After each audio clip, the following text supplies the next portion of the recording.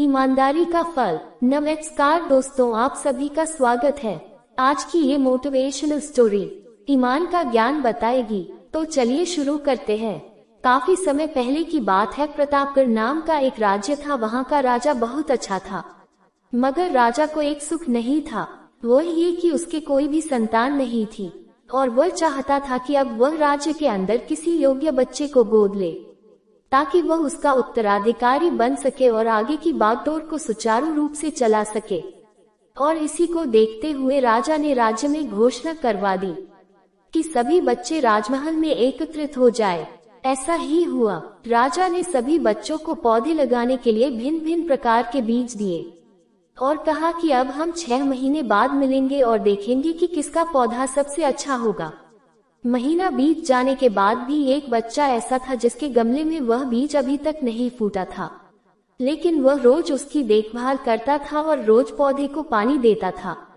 देखते ही देखते 3 महीने बीत गए। बच्चा परेशान हो गया। तभी उसकी माँ ने कहा कि बेटा धैर्य रखो, कुछ बीजों को फलने में ज्यादा वक्त लगता है। और वह पौधे को सींचता रहा।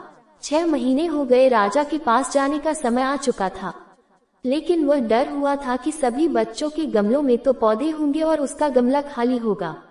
लेकिन वह बच्चा ईमानदार था और सारे बच्चे राजमहल में आ चुके थे। कुछ बच्चे जोश से भरे हुए थे क्योंकि उनके अंदर राज्य का उत्तराधिकारी बनने की प्रबल लालसा थी। अब राजा ने आदेश दिया, सभी बच्चे अपने अपने गमले दिखाने लगे, मगर एक बच्चा सहमा हुआ था क्योंकि उसका गमला खाली था। तभी राजा की नजर उस गमले पर गई। उसने पूछा, तुम्हारा गमला तो खाली है? तो उसने कहा, लेकिन मैंने इस गमले की 6 महीने तक देखभाल की है। राजा उसकी ईमानदारी से खुश था कि उसका गमला खाली है, फिर भी वह हिम्मत करके यहाँ आ तो गया। सभी बच्चों के गमले देखने के बाद राजा ने उस बच्चे को सभी के सामने बुलाया। बच्चा सहम गया और राजा ने वह गमला सभी को दिखाया। सभी बच्चे जोर से हंसने लगे। राजा ने कहा, शांत हो जाइए, इतने खुश मत होइए। आप सभी के पास जो पौधे हैं वो सब बंज है। आप चाहे कितनी भी मेहनत कर ले, उनसे कुछ नहीं निकलेगा, लेकिन असली बीज यही था। राजा उसकी ईमानदारी से बेहद खुश हुआ और उस बच्चे को राज्य का उत्तराधिकारी बना दिया गया। लेकिन हमें इस कहानी से क्या सीखने को मिला?